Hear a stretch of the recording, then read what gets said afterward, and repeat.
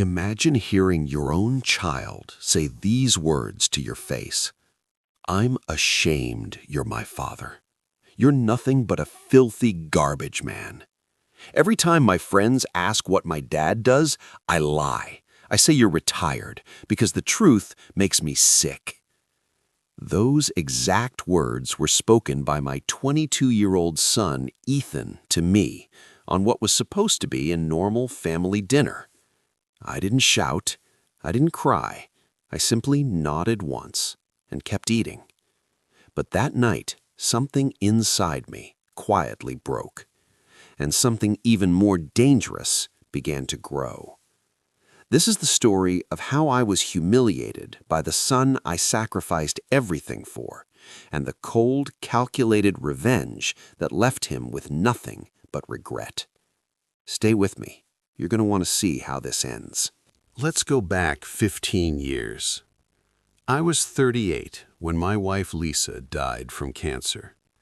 She left behind a 7-year-old boy, Ethan, and a mountain of medical bills that would take most people's entire life to pay off. I had been a mid-level accountant, decent salary, benefits, 9-to-5 life. After the funeral, I looked at the numbers and realized if I kept that job, we would lose the house in 2 years, maybe less. So I did what thousands of single parents do in silence. I disappeared into the night. Every evening at 10 p.m., after Ethan was asleep, I put on a reflective vest and collected trash in the city's industrial district. Double pay, no weekends off. I came home at 7 a.m., showered the smell of garbage away, made Ethan breakfast, and pretended I still had a normal office job. For years, Ethan believed his dad worked consulting from home. I never corrected him. I bought him new sneakers when other kids had them, paid for the expensive middle school science camp.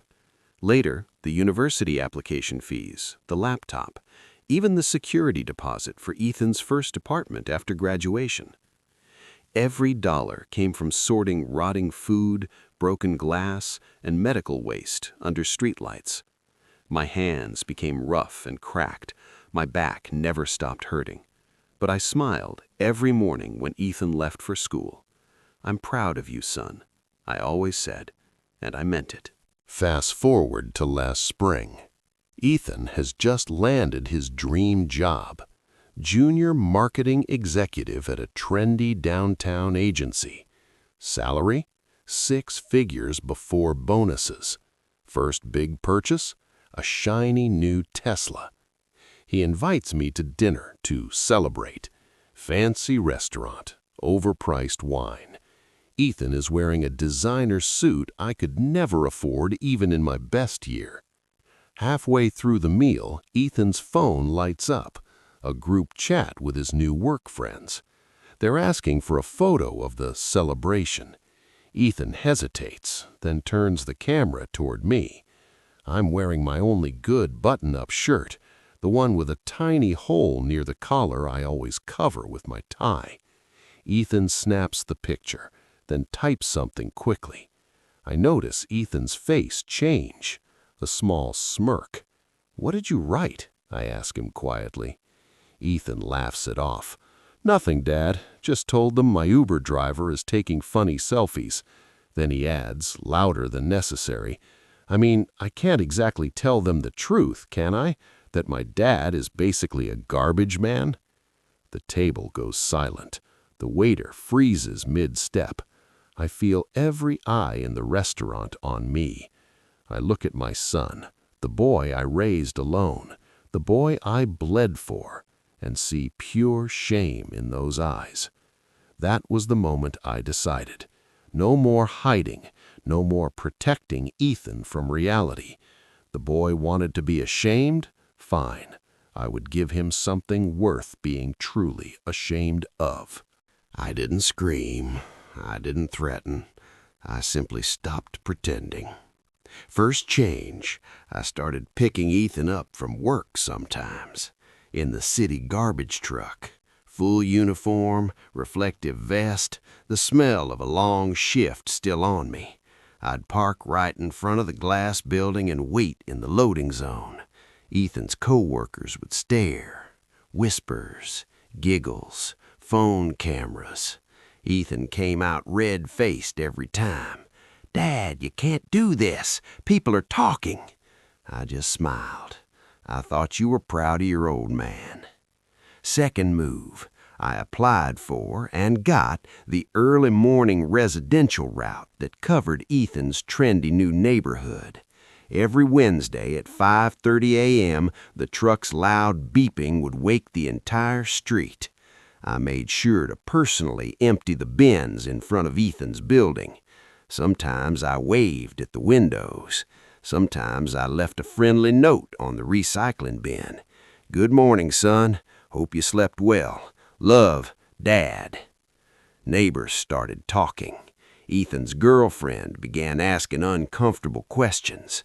His Instagram story suddenly had fewer likes. But I wasn't done. Ethan's company was about to launch a huge Be Real, Live Authentic marketing campaign. Big budget, influencers, live event downtown. Ethan was chosen to give a short speech about being proud of where you come from. I found out through a coworker's daughter who still followed Ethan on social media. So on the morning of the event, I did something I had never done before. I asked to speak at the community center where the company was holding a pre-launch charity breakfast. They said yes, because who says no to the garbage man who volunteered to clean up after every event for free? That morning, 400 people, including Ethan's entire team, his boss, and several clients, sat down to eat. The host introduced me as a local hero who keeps our city clean. I stepped to the microphone wearing my full uniform. I looked straight at Ethan in the front row. Then I began. "Good morning. My name is Marcus. I collect trash for a living. Have for 15 years. Most nights I come home smelling like things nobody wants to think about. I did it so my son could have new shoes, go to college, and wear that nice suit he's wearing right now. He's sitting there, third table, blue tie. Wave, Ethan." Ethan froze, face burning. I continued calmly. "I never told him how hard it was. I thought protecting him from the truth was love. But yesterday, he told me he's ashamed of me. So today, I'm done protecting him. I'm proud of the work I do. I feed families. I keep diseases off the street. I make sure you can throw things away and never see them again. That's not dirty. That's necessary. And if my own son can't be proud of that, then maybe he doesn't deserve the life I paid for." Dead silence. Then slow clapping started in the back, from the waitstaff, the janitors, the delivery drivers who came to eat for free. It grew. Soon half the room was clapping. Ethan sat with his head down, tears in his eyes, unable to look up. Ethan's speech was canceled. His boss called him in the next day. Not fired, but reassigned to background research for a while. Translation: demoted without saying the word. The Be Real campaign quietly dropped the proud of your roots messaging. Too much bad publicity. The girlfriend left, said she couldn't handle the constant drama. Friends stopped inviting him to parties. His social media following dropped by 2/3 in 3 weeks. Me?